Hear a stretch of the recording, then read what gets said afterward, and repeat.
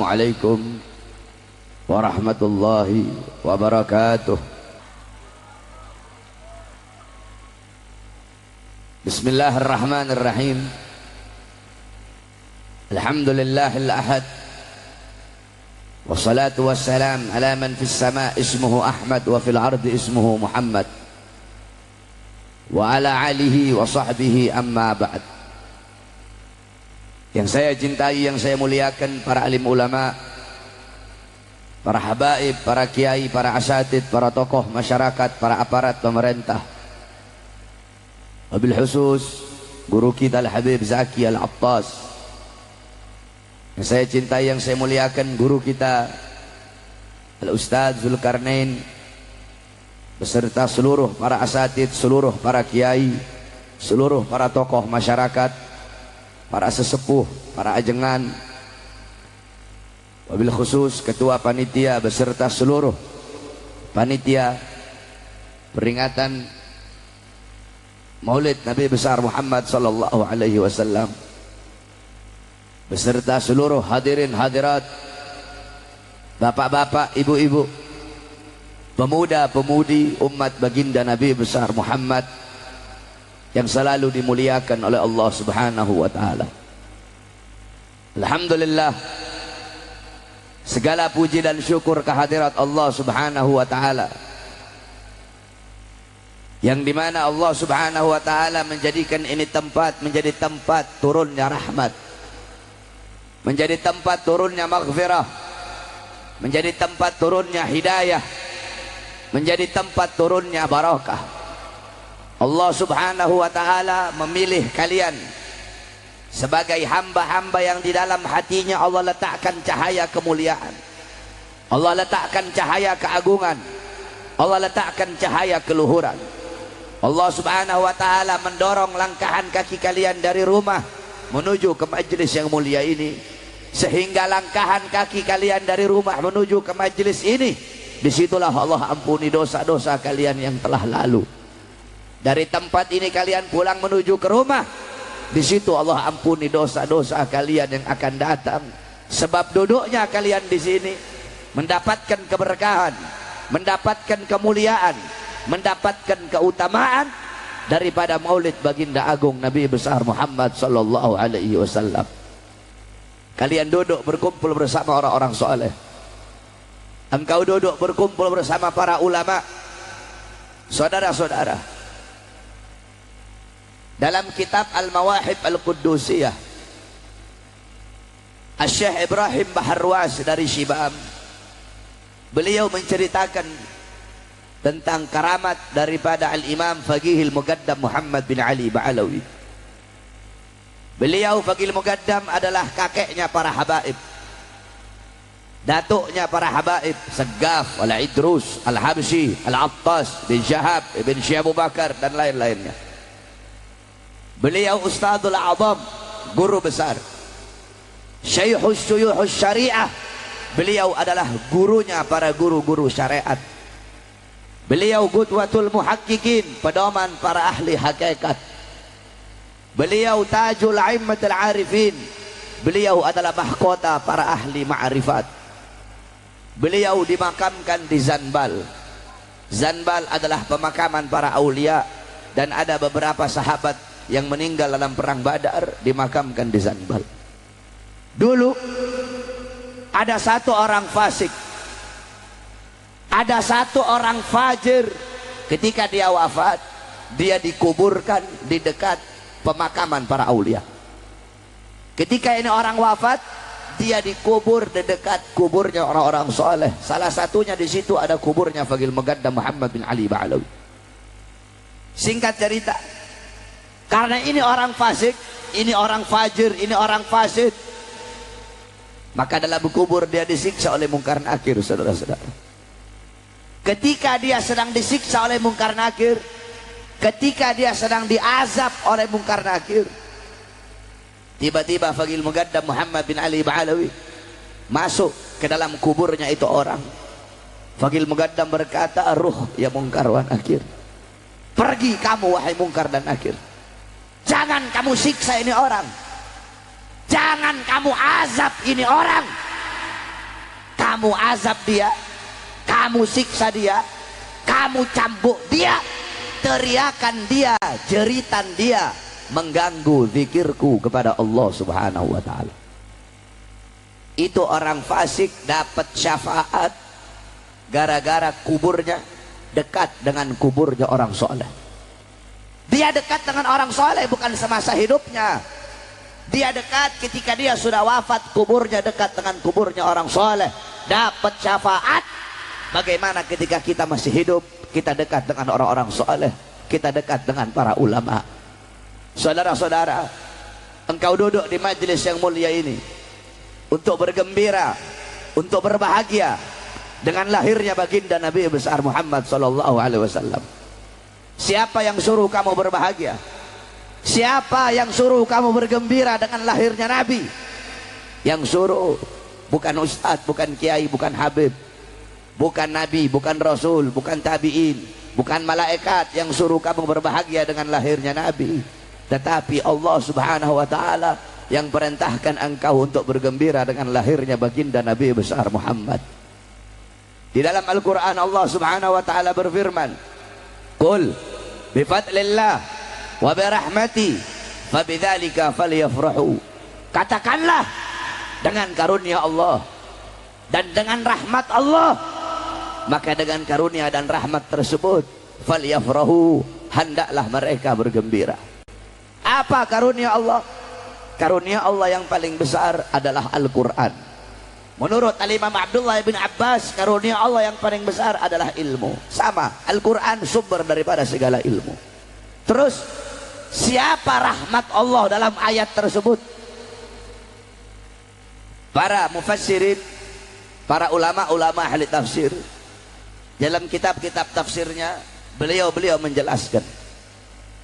Dalam kitab tafsir Ibnu Katsir, Al-Imam Ibnu Katsir, dalam kitab tafsir Jami'ul Bayan, Al-Imam Ibnu Jarir At-Tabari, dalam kitab tafsir Jami' Al-Ahkam, Al-Imam Qurtubi, dalam kitab tafsir Jalalain, Al-Imam Jalaluddin Al-Mahalli, dan diteruskan oleh Al-Imam Jalaluddin As-Suyuti. Dalam kitab tafsir Ma'alimut Tanzil, Al-Imam Baghawi. Ini tafsir Baghawi adalah tafsir yang paling banyak dipakai oleh para habaib. Dalam kitab tafsir Anwarut Tanzil, Al-Imam Baydawi. Dalam kitab tafsir Madarikut Tanzil, Al-Imam An-Nasafi. Beliau-beliau para ahli tafsir mengatakan, menjelaskan siapa rahmat Allah dalam ayat tersebut. Sebagaimana dalam ayat yang lain Allah berfirman, wa ma arsalnaka illa rahmatan lil alamin.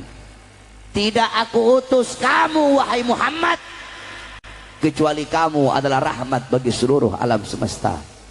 Maka dengan adanya Nabi Muhammad sebagai rahmat Allah, hendaklah mereka bergembira, hendaklah saya bergembira, hendaklah kalian bergembira dengan adanya baginda Nabi besar Muhammad sallallahu alaihi wasallam. Lahirnya Nabi, seluruh alam jagat raya bergembira. Penduduk langit, ghilman, wildan, bidadari, bintang-bintang bulan, seluruhnya bergembira dengan lahirnya Nabi.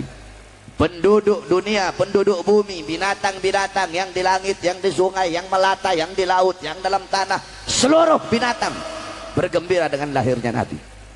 Tumbuh-tumbuhan, bahkan batu yang tidak bernyawa bergembira dengan lahirnya Nabi Muhammad. Illa iblis, kecuali iblis yang tidak gembira dengan lahirnya Nabi Muhammad. Ketika Nabi lahir, iblis menjerit, iblis teriak sekencang-kencangnya, iblis tidak rela, iblis tidak ridho dengan lahirnya Nabi. Kenapa? Karena Nabi adalah musuhnya iblis yang paling besar, saudara-saudara.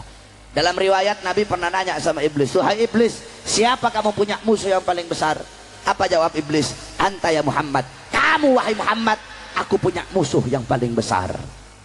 Makanya saudara-saudara, ketika Nabi lahir, iblis teriak, tidak rela dan tidak ridho dengan lahirnya Nabi Muhammad. Berarti kalau ada orang-orang yang mengaku sebagai umatnya Nabi, tetapi tidak senang, tidak bahagia, tidak rela, tidak ridho dengan lahirnya Nabi, tidak diragukan, itu orang adalah iblis, saudara-saudara. Anjing yang tidak berakal, anjing yang gak punya otak, bergembira dengan lahirnya Nabi Muhammad. Kalau ada orang-orang yang berakal mengaku sebagai umat Nabi tetapi tidak bahagia, tidak gembira, tidak senang dengan lahirnya Nabi, itu orang lebih anjing dari anjing, saudara-saudara. Batu yang tidak bernyawa bergembira dengan lahirnya Nabi Muhammad. Kalau ada orang-orang yang bernyawa, berakal, mengaku sebagai umat Nabi tetapi tidak senang, tidak gembira, tidak rela, tidak ridho dengan lahirnya Nabi, itu orang hajar fauqal hajar, batu di atas batu, itu orang la yahdiyahumullah. Mereka orang-orang yang tidak mendapatkan petunjuk dari Allah. Humul jahilun, mereka orang-orang yang bodoh. Qabla mauti mautun li ahli fa ajsaduhum qabla al-kuburi kuburu. Mereka orang-orang yang sebelum kematian datang sesungguhnya mereka telah mati. Sebelum jasadnya dikubur sesungguhnya jasadnya telah terkubur. Kamu kalau ketemu sama orang yang tidak suka dengan maulid, ketemu sama orang yang tidak senang, tidak gembira dengan maulidnya Nabi, takbirkan dia 3 kali sebagai tanda daripada kematiannya, saudara-saudara. Maka beruntung kamu, berbahagia kamu. Allah pilih kamu sebagai hamba-hamba yang bergembira dengan lahirnya Nabi. Al-Imam Busiri dalam qasidah Muhammadiyahnya beliau berkata, Muhammadun syukruhu fardun alal umami. Muhammad bersyukur dengan adanya beliau, wajib bagi setiap umat untuk bersyukur dengan adanya baginda Nabi besar Muhammad. Saudara-saudara sekalian yang dimuliakan oleh Allah Subhanahu wa taala, maka beruntung kamu, berbahagia dengan lahirnya Nabi. Kamu duduk di sini merayakan kelahiran Nabi Muhammad, padahal kamu tidak pernah bertemu dengan Nabi. Kamu tidak pernah berjumpa dengan Nabi. Kamu tidak pernah sholat di belakangnya Nabi. Kamu tidak pernah memandang wajahnya Nabi. Kenapa kamu duduk di sini memuliakan, mengagungkan kelahirannya Nabi? Kalau bukan iman dan cinta kamu kepada Nabi, tidak akan kamu duduk di sini berkumpul memuliakan hari kelahiran Nabi Muhammad. Beruntung kamu menjadi hamba-hamba yang beriman kepada Nabi Muhammad, walaupun tidak pernah berjumpa dengan baginda Nabi besar Muhammad. Nabi Muhammad ketika duduk bersama sahabat, Nabi Muhammad berkata, wahai sahabat, tahukah kalian hamba-hamba yang beriman? Kata sahabat, apakah para malaikat ya Rasulullah? Kata Rasul, bagaimana mungkin malaikat tidak beriman? Mereka berada di sisi Allah. Ada lagi yang beriman. Apakah Nabi dan Rasul? Bagaimana Nabi dan Rasul tidak beriman sedangkan Allah kasih wahyu untuk mereka? Ada lagi yang beriman. Apakah kami para sahabatmu ya Rasulullah? Bagaimana mungkin kalian tidak beriman sedangkan aku berada di tengah-tengah kalian? Ada lagi yang beriman. Allah wa rasuluhu a'lam. Allah dan Rasul yang lebih tahu. Nabi Muhammad menundukkan kepalanya, beliau menangis sampai membasahi lihyah, membasahi jenggotnya Nabi, tangisan beliau. Beliau berkata, golongan yang beriman ini adanya nanti setelah aku. Mereka tidak pernah berjumpa denganku. Mereka tidak pernah makan sama-sama dengan aku, tidak pernah sholat di belakang aku, tidak pernah memandang wajahku. Tetapi mereka beriman kepada aku.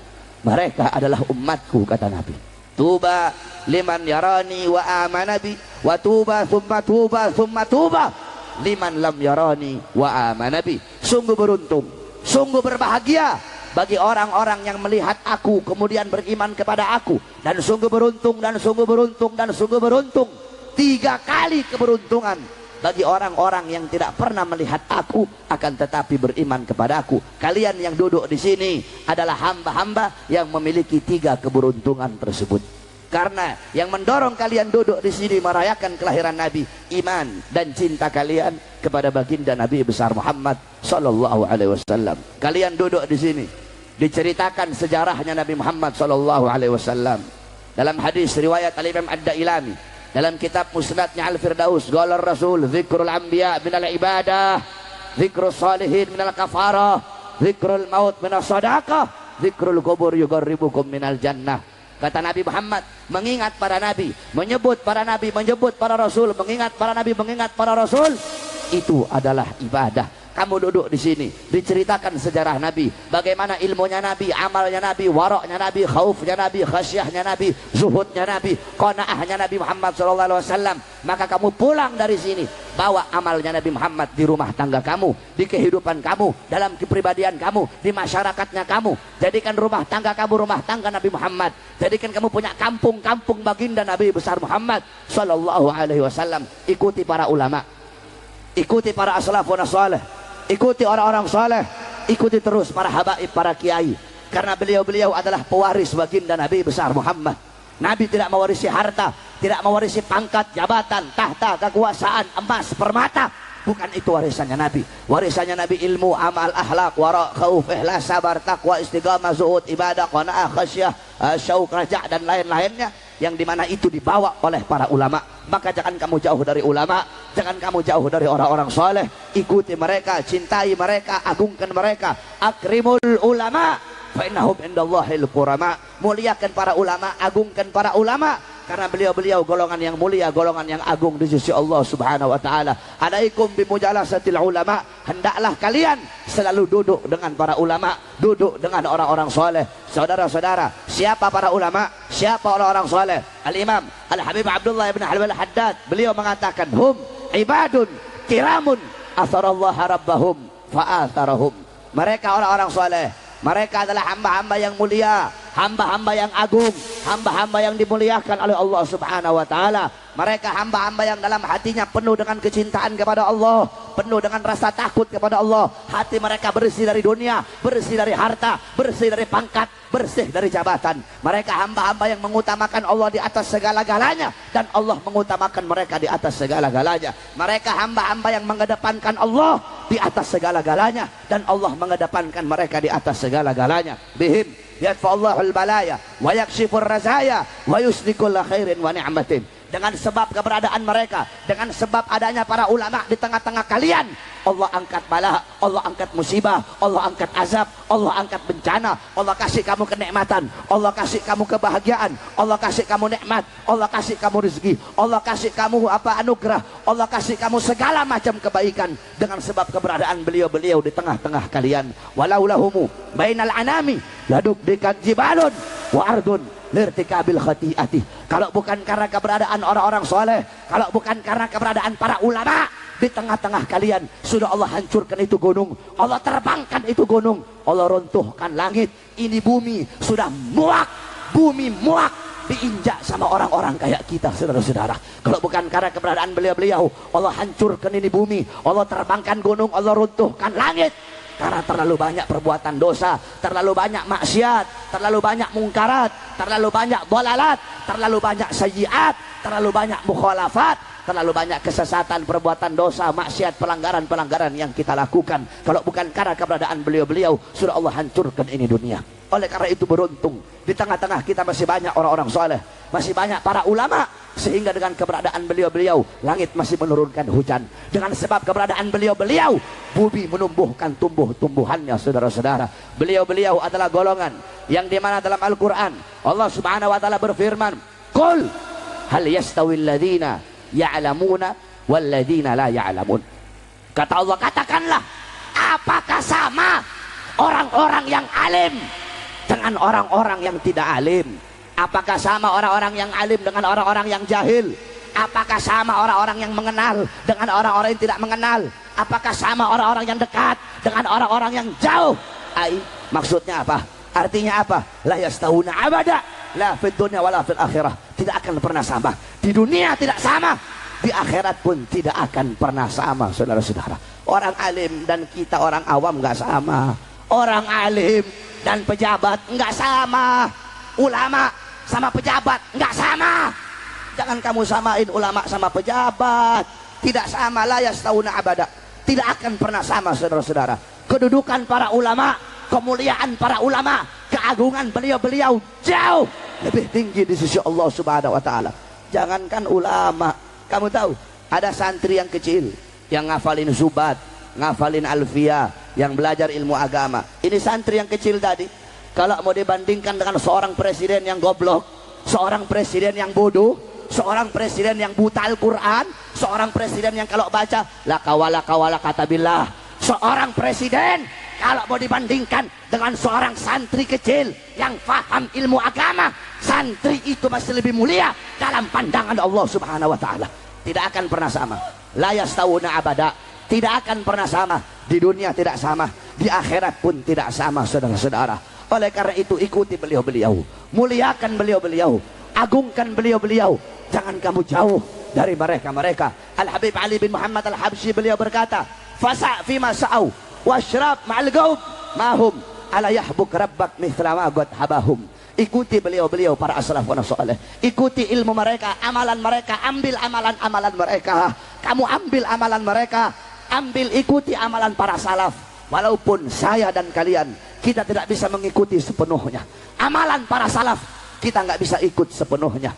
Bagaimana mungkin kamu bisa mengikuti amalan-amalan beliau secara keseluruhan? Al-Imam Muqaddam Tsani Habib Abdurrahman Segaf di umur 7 tahun mengkhatamkan Al-Quran dalam 1 rakaat salatnya. Bisa kamu ikuti? Beliau la yanama la lailan wala naharan 33 sanatan, 33 tahun Habib Abdurrahman Segaf nggak tidur. Ditanya, Habib, kenapa kok Habib 33 tahun nggak tidur? Jawab beliau, bagaimana saya bisa tidur? Melihat ke kanan surga, melihat ke kiri neraka, dalam riwayat melihat ke atas arasnya Allah Subhanahu wa taala.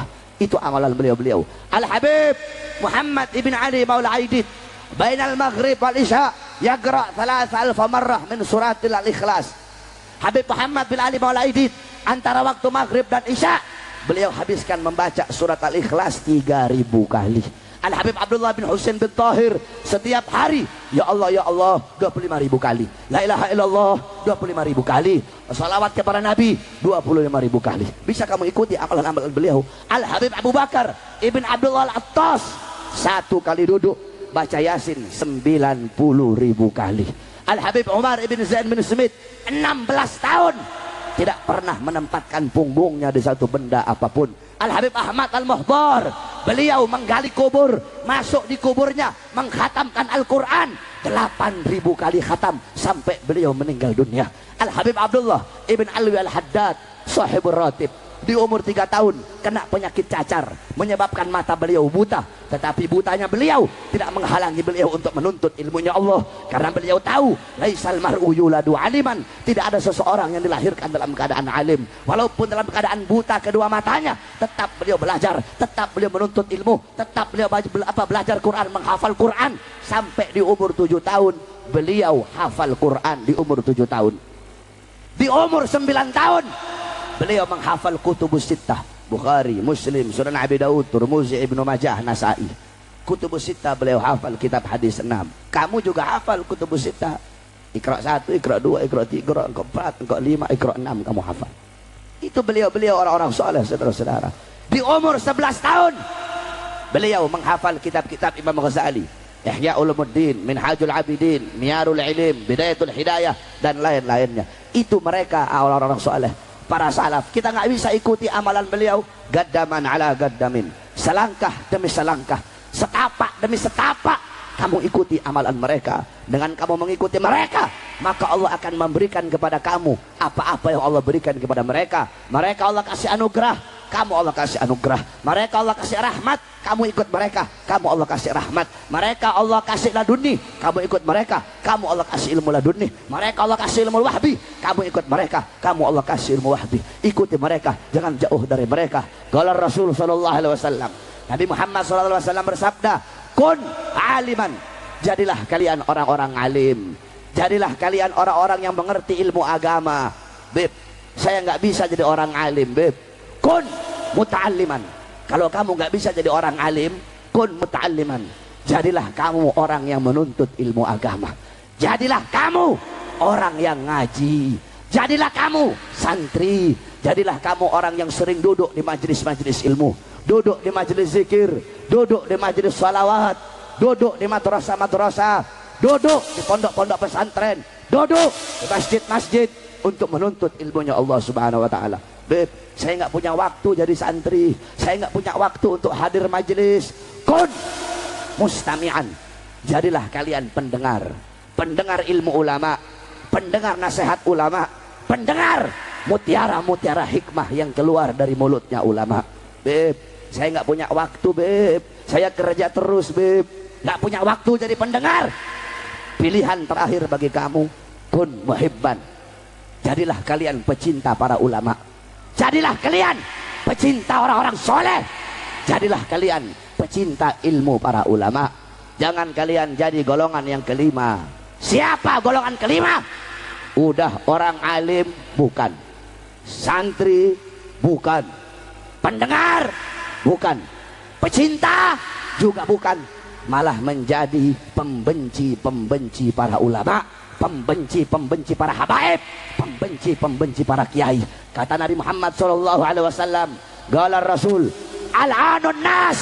Kata Nabi, manusia-manusia yang paling bangsat, manusia-manusia yang paling biadab, manusia-manusia yang paling terlaknat, manusia-manusia yang terkutuk adalah manusia-manusia yang tidak cinta kepada Allah, tidak cinta kepada aku, kata Nabi, dan tidak cinta kepada ulama, tidak cinta kepada orang-orang soleh.